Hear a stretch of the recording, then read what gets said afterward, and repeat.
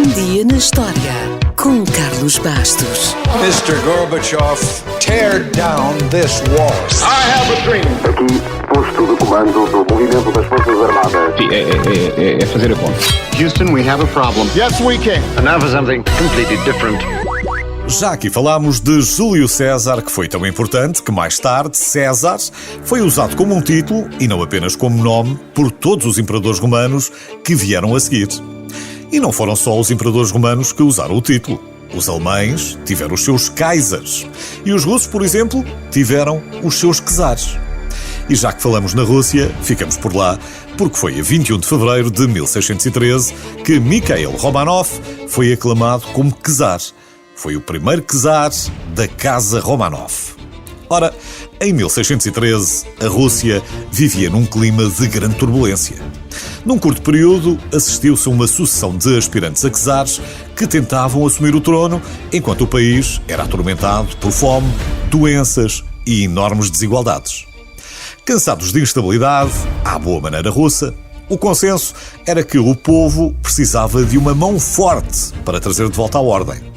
Então, escolheram para a tarefa um jovem tímido de 16 anos chamado Mikhail Romanov, que deu início a uma dinastia de 300 anos.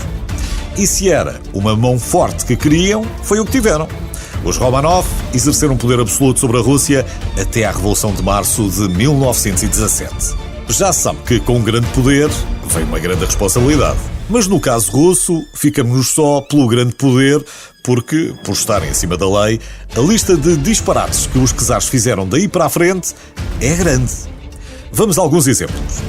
O segundo czar Romanov, Alexis, era conhecido como gentil e moderado. Mas quando um camponês foi acusado de liderar uma revolta, pode imaginar o que lhe aconteceu. Não vale a pena entrar em pormenores, mas digamos que a reputação do czar Alexis mudou drasticamente. Já os jovens irmãos Ivan V e Pedro I são um caso curioso porque reinaram em conjunto.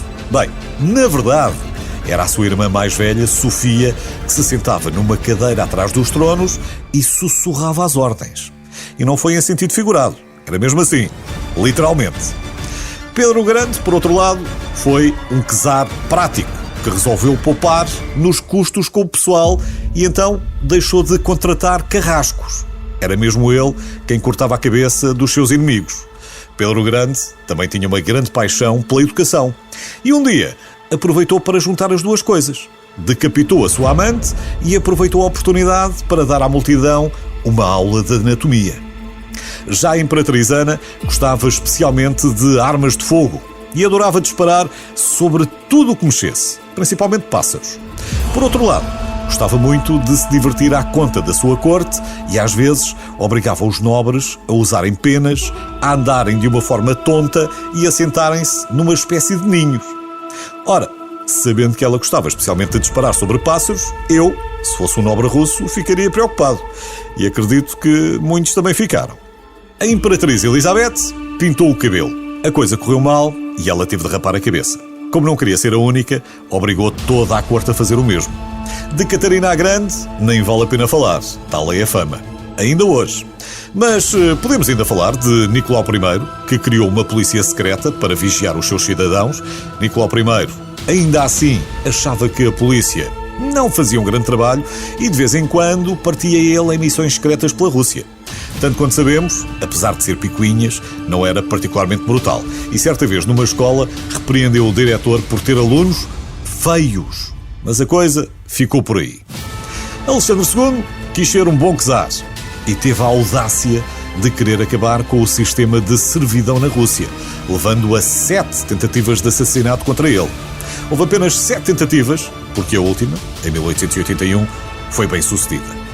A lista já vai longa e ainda havia muito, mas muito mais para dizer sobre os czares russos.